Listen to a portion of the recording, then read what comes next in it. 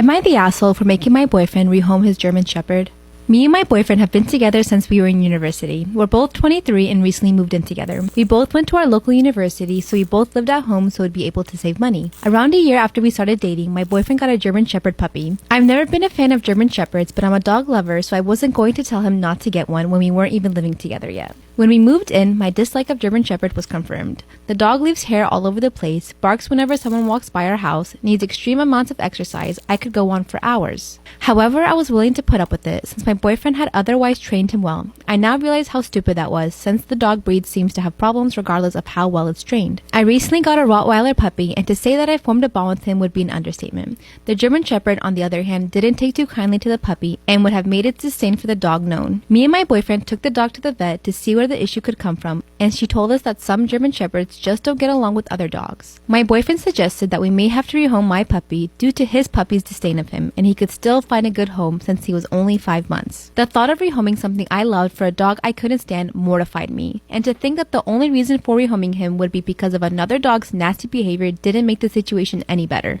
I told my boyfriend that there was no way I was rehoming my puppy and that I'd be willing to move out if need be. After days of arguing, my boyfriend took the dog to the local shelter. The house has been much quieter since, and I can honestly say it was one of the best decisions I ever made. My sister, on the other hand, didn't hold a sentiment and actually referred to me as an evil bitch for putting my boyfriend in this position. So it got me thinking, am I the asshole?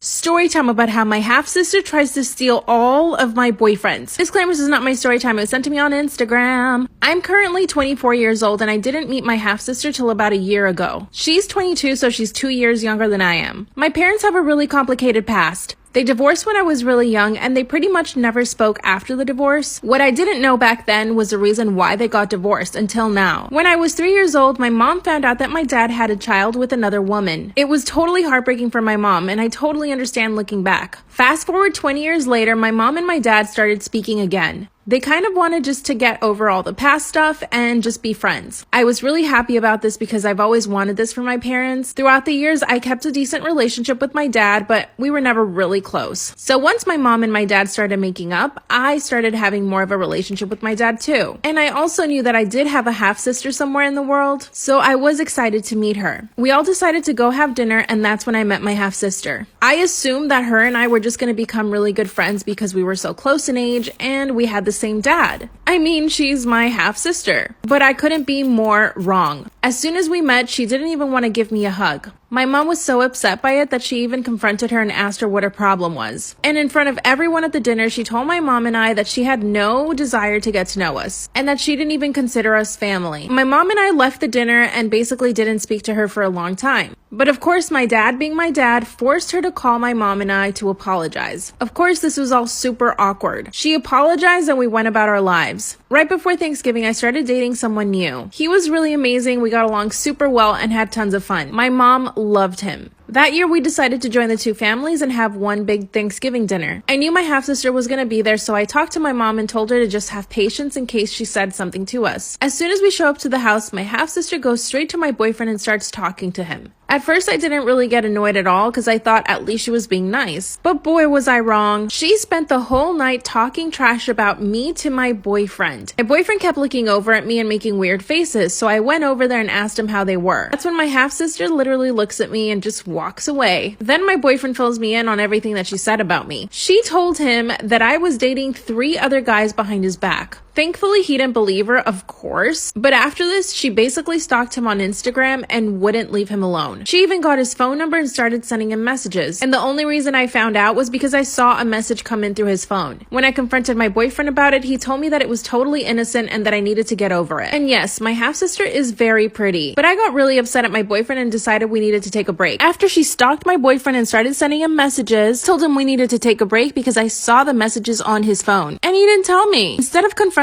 her, I decided to call my dad and tell him what she was doing. That's when my dad told me that he was sick of us being children and that we both needed to mature. I mean, I wasn't the one stalking her boyfriend. Since that failed, I went straight to my half-sister. I told her she needed to leave me alone and to never speak to me again. That's when she literally denied everything that she had been doing. She told me that my boyfriend was making all that stuff up and that she would never do that. Of course, I didn't believe her. After a few weeks, I call my ex and tell him that I'm ready to talk again. That's when he told me that he actually started dating my half-sister. I couldn't believe it. Once again, I called my dad and told him what she was doing. And when he asked her about it, she denied having ever done that. She even told my dad that she wasn't dating him. So at this point, it was her word against mine. I decided to just move on with my life and I started dating new people. Once again, I meet a really good guy. I told him I wanted to take things slow and he said he understood. We were out to dinner one night and I decided to tag him in one of my stories. A few days later, he asks me if I have a half-sister and I said yes. That's when he sent me a screenshot of a conversation he had with her. And again, she was telling him that I was dating a bunch of other guys. She even asked him if they could meet up for coffee. I told him to block her and completely ignore her. A few days after that, my ex, who left me for my half-sister, calls me up and tells me that she broke up with him. He told me that I was right about her, that she was toxic and totally demented. He then begged me to give him another chance. Once again, I go to my dad and I show him all the screenshots of her messaging my boyfriends. Finally, my dad believed me. My dad and I both confronted her and she denied everything once again. But then, the new guy that I'm seeing sent me another screenshot. She apparently messaged him from another number and asked him out again. I don't know what to do at this point. She keeps denying having done anything. In fact, I'm almost scared of her. What should I do? I took myself on a movie date to see In the Heights, and I went to the movies one other time this year, and it was amazing because I just went in and I sat in the middle of a completely empty theater, and if anybody did buy a ticket, I was told that they were required to choose a seat that was at least 6 seats away from me at all times, and I was like, this is amazing. This is how movies should be all the time. But now people are coming back to the movie theaters and they don't know how to act anymore, and it's pandemonium. I went in and there were some ladies sitting, one of them was in my seat, and I just thought, that's fine, I'll just sit a few seats down, we'll be good. We were not all good because this lady came in with a bunch of kids and I thought, oh, how cute, they're having a family day. And then they walked straight to me and I thought, oh no. And she said, you're in my seat. And I was like, I'm sorry, those ladies were in my seat. And so I just sat here, but I'll go talk to them. It'll be fine. And so I went over to the ladies and I said, hey, you're actually sitting in my seat. I was just going to sit down there anyway, but then this lady came and she wanted her seat. So, could you please just scooch down so I could sit in my seat? And they just stared at me. They did not say anything. And I showed them my ticket and I was like, see, my seat's G7. And you're sitting in G7. So if you guys could just scoot down, it would be great, because then we'd all have our seats. And they kept staring at me. It was this weird stare off. And all I could think was like, oh, I just wanted to come to the movie theater and sit in a dark, cold room and eat my giant pickle and then deal with the gastrointestinal repercussions of eating said giant pickle in private. But here I am, squabbling over a seat, and some of you might be thinking, why don't you just move to a different row? The answer is I paid an extra $4 to sit in a recliner, and that was the only row with recliners. And $4 is a big investment. That goes far at Taco Bell. Finally, one of the Karens just kind of glanced over to this one seat that was in between the family and in between them. And I thought, fine, I'll just sit there. And so I'm sitting in between them, and the cute little 4-year-old that was on my one side couldn't keep up with the movie. And so she was talking the whole time, very loudly. And I was just like, this is fine. This is fine. This is fine. And I was judging that 4-year-old because she had an entire bucket of cotton candy that she wasn't even eating. And I did consider moving at that point, but I thought, what if the mom knows that I'm moving because I'm annoyed with her child? Heaven forbid I do anything that could potentially maybe hurt a stranger's feelings. Then the 4-year-old started eating popcorn with her mouth open. And I was like, nope. That is my limit. So I moved a few rows back into the plebeian seating and ate my giant pickle, which decided to make an early exit about an hour later. And I made the whole theater smell like a ferret cage. And when the lady sitting in my seat looked over her shoulder at me, I was like, oh, I'm sorry. Is the smell wafting? Good. I've been waving at you with my mask. I've officially reached crotchety old millennial stage. I didn't know that was a thing that could happen, but I was at a Jonas Brothers concert with my friend, and she said something like, oh, some of these Gen Zers just have no respect for anybody. And I said, tell me about it. The other day I was in Target and these Zoomers got mad at me because I was walking too slow down the aisle. And I wanted to say, listen, ladies, some of us aren't at Target for fun anymore. Some of us come to Target because we're defeated and sad and having an existential crisis. And we needed somewhere to go on a night walk that was safe. And also we needed milk. And also when the Target carts, you can lean your whole body on them and just let them slide you across the store. You don't even have to lift your feet. You can literally just trudge through Target for your night walk. But we were at the Jonas Brothers concert and we were keeping up with the youths okay. We were fangirling really hard. And then freaking Nick Jonas leans into his mic and he said, give us a cheer tonight if you came here with someone you love. Which, not cool, Nick, because my friend went, woo! And I did nothing. And then I realized she was cheering and I was like, oh, woo!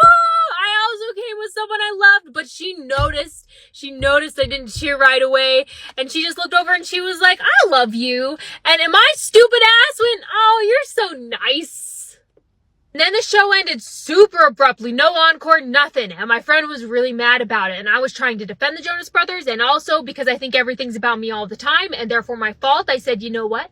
Maybe it was our fault. The audience kind of sucked tonight.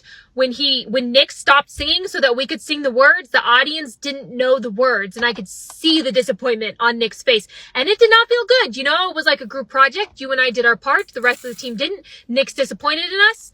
No encore. So we're having this conversation and then a woman came up to us and said, girls, the show is over. You need to leave. And I said, oh yeah, of course, I'm sorry. But then I immediately got angry at her tone and my reaction to her tone. I was like, who does she think she is? My mother? She can't talk to us like that. We're not girls. We're grown women.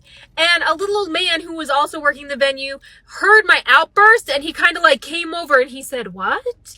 And I said, we're not girls, we're women. And he said, yes, you are. And I said, Jonas Brothers fans, they're not little kids anymore, okay? We're adults. A lot of people at this concert weren't even conceived when the Jonas Brothers became a band, but we were already alive. My friend and I went on a double date with these two bros who wanted to make tinfoil dinners, which normally I'm always down for. But in retrospect, it is a little weird that we got together with these guys and we went into their kitchen where the oven was and we chopped up meat and potatoes and then we climbed partway up a mountain and then they found a place in the dirt and they were like, this is where we make fire. And then they stopped and tried to start making a fire, but they were fighting with each other like right off the bat over how to make a fire. Because the first guy was like, well, I'm an Eagle Scout and the correct technique for building a fire is the teepee technique. And the other kid was like, well, I'm also an Eagle Scout and the correct way to build a fire is a log cabin. And they were fighting over this for so long. And I wanted to bully them into somehow starting the fire faster because I felt like the way they were arguing over technique and such was holding us back. But I didn't because I could tell that I was super hangry and I've been informed by my friends that when I get hangry, the brilliant and hilarious observations that I make about people when I'm in that state are actually really mean and uncalled for. And so I just like bit my cheek on the inside of my mouth and I was like, don't talk, don't talk, don't talk. But it took them 30 minutes and there was still no fire. And then this other group of young adults showed up at the little camping spot next to us and they had a fire in like seconds. It was just like bing, bang, boom, marshmallows going into their mouths. And we didn't even bring marshmallows, but all of a sudden I really wanted some. But I was still not saying anything to these guys because I'd already decided that I was going to ghost my date and I just figured I'd get a head start on it.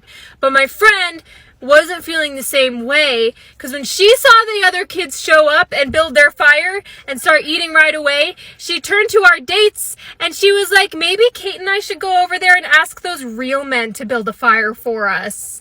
And the guys were like, no, we're so close. Ethan just got the wrong kind of kindling. He chose the wrong kind of sticks. That's why we don't have a fire yet.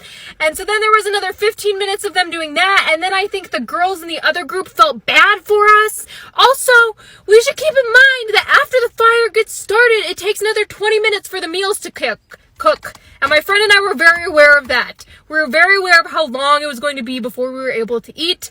We were very grouchy. The other girls felt bad for us. They came over with a bottle of fire starter and said, hey, did you guys want to use some of our fire starter? And the boys were like, no, we don't need that. We're Eagle Scouts. And my friend was like, we're using the damn fire starter. And then we were finally able to eat like a half hour late. Friend almost killed my son. So I met this girl in high school freshman year. Let's call her Rose. Rose was outgoing, fun, and goofy.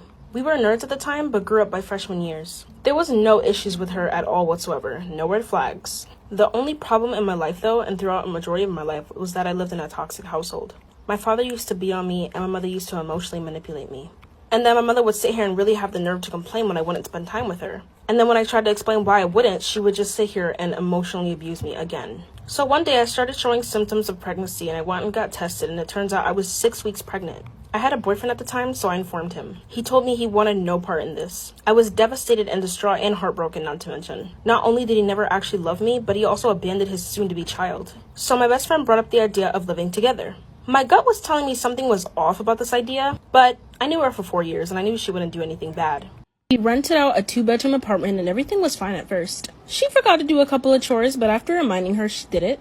So one day she got a girlfriend and everything was fine. But she started to park in my parking spot. She used to eat our food and sometimes my food, and she would leave the bathroom a mess by missing the trash can and leaving the floor wet during showers. She even went through my personal belongings at one point drunk, thinking it was Rose's room. I told Rose about this problem and she apologized and said she'd talk to her girlfriend about it and tell her to stop. Which, her girlfriend did stop for a period of time.